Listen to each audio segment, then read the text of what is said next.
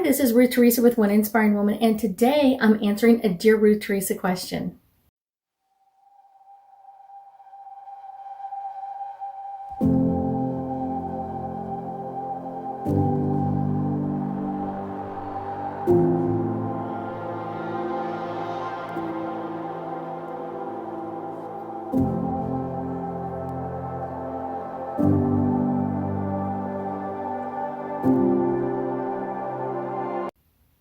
The question is, Dear Ruth Theresa, what are some of the simple, basic things that we should do to celebrate a solar eclipse ritual? So there's a couple of things I would really keep in mind. A solar eclipse happens during a new moon, and so it's really important to kind of really activate that energy, all about the new. What do you want to bring in new or different to your life? And the solar eclipse just kind of like jet powers that. It's going to be like, oh my gosh, a new moon on steroids, just like crazy, crazy, crazy energy. And so it's kind of letting us know like what to let go of that's no longer serving us, but kind of bring in the new, bring in that light, welcome that light into your life of what would you like to do or accomplish or take care of. What is it that you really want to bring into your life at this point? So that's kind of some of the amazing questions to really think about as you get prepared for your solar eclipse rituals. So one of the things I also think about is this is kind of like that next chapter. What do we want to do next? And energetically, the day of a solar eclipse or the day after is a really great time to do a solar eclipse ritual.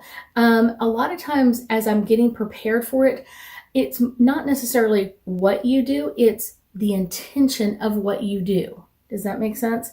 So it's kind of like everybody has like a different ritual or something that they really want you to keep in mind doing it. But I would say what's really important is really honoring what you want to bring into your life. So I often tell people to gather things like incense that you love that kind of just powers that. If you've got something like a new moon incense, that's really great. Anything that you can do. I normally do sage, and I sage the area first where I'm going to be doing my ritual to kind of clear and cleanse that energy. And then I'll put salt around it to kind of even keep the ground, kind of clearing the ground energy as well. And then it's really just gathering more items of what you want to bring into the circle with you. What are the new things that you want to bring in? Sometimes I bring in all different types of crystals that I'm going to be carrying over the next 6 months to cleanse them. And it can be crystals that I wear around my neck. It can be crystals that I wear or carry with me in my pocket or anything like that. But any of those I'm wanting to put in that circle and cleanse as well. One of the simple basic things to do any type of ritual is to really think about like, why am I doing this? What is my intention bringing these things together? And having that the whole time as you're gathering the items, bringing this in new, bringing in to kind of like that perfect energy and kind of like your higher self, your guardian angels. I want everybody here. I want everybody aware of what we're doing and why we're doing this, because I want to bring in something new. So whichever hand is your dominant, place that, open up your palm and put it over your belly button, because you want to be moving this hand as you're breathing. You want to breathe so deeply that palm of your hand is getting energy from your belly button. That is a really deep breath, and that means that you're really opening up to all of the new possibilities. So when you settle in your spot, when you get that energy and place your hand over your belly button and kind of do several deep breaths, and I would do this for several minutes, 3 to 5 minutes or something like that, and kind of like just opening up to that energy, sending that new energy to different places. If I've had any bumps or bruises or anything like that over the last few months, I will ask for special energy to be sent there. Second, I'll kind of go into like a very peaceful, calm place. I will usually do play some type of music or have music on to kind of help resonate with that energy, and kind of like allow my thoughts to just kind of flow out. What do my higher self have to tell me about? Does my guardian angels have any messages for me? Do my archangels have any messages for me? Kind of just what's out there and what can I connect to? I would say once you've done this and you feel like you've gotten some really great messages, not that you can't do it again, just once you kind of feel like, okay, I'm tapped out this, I've got all this new stuff to write down. When you open up your eyes and you come out of your meditation, start jotting everything down. And as you notice them, it's kind of like, are you feeling any fears or like intrepidation over like, oh my gosh, this goal is like kind of good, but it's scary. So if it is, make sure that you are kind of thinking about that ahead of time, asking your guardian angels who are always around you to help clear that out, kind of release that from you. And then even asking them like, how can we move around this? If this is a fear of mine, how can we move around this and make this easier or better for me? So that is a great way to think about it. I will go back into the meditation again and doing this several times over the next 2 days or so, the day of the eclipse and the day after the eclipse, of kind of opening up to that energy more and more. What else is there to know? What else is there to know? And I will do this several times, not just once, several times. And that just kind of helps make sure that I've received all the messages that I was supposed to get. Is there anything else I require knowing?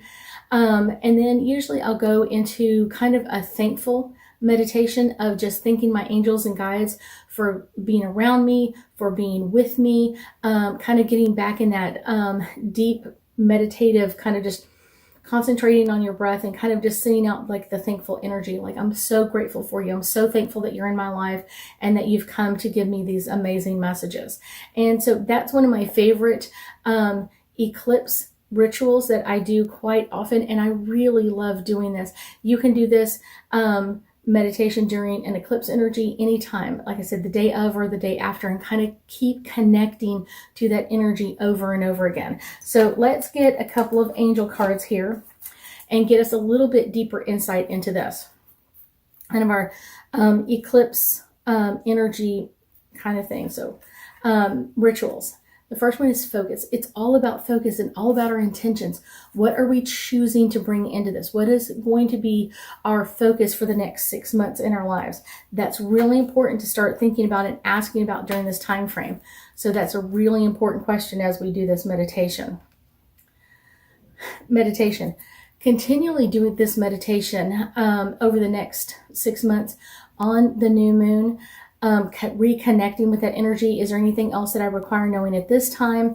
Kind of reconnecting to that energy and really wanting that guidance from your guardian angels and really focus on what you're getting. And then, like I said, when you get out of your meditation, make sure that you're grabbing a journal or a notebook and writing down all your notes. What are you seeing? What are you feeling? What are you hearing? What are you sensing? All of that energy is amazing. Romance.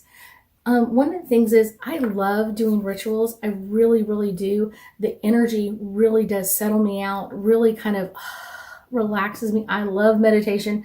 But it's one of those, when you're bringing in this energy, one of the things you really start to fall in love with is the relaxation of the meditation. And that's what I get with this card, is that romance is all about the relaxation of the meditation, the relaxation, the falling in love with you, falling in love with your breath, falling in love with your energy, and feeling that amp up inside of you. Really, really cool. Let's pull one last card here. One more that wants to pop forward. Answered prayers. When you do this meditation, think about the prayers that you're asking. What are the prayers that you have been asking for? What are the prayers that you've been really wanting to really amplify at this time? What are those meditations? What are those prayers that you really want to bring in there and meditate on that? Really bring that meditation forward, really bringing that energy to the highest possible state you possibly can. And then kind of keep going in and asking, like, what else is there to know? What else is there for me to know or to do? And a lot of times I'll just do like a quick check-in with my angels and guides.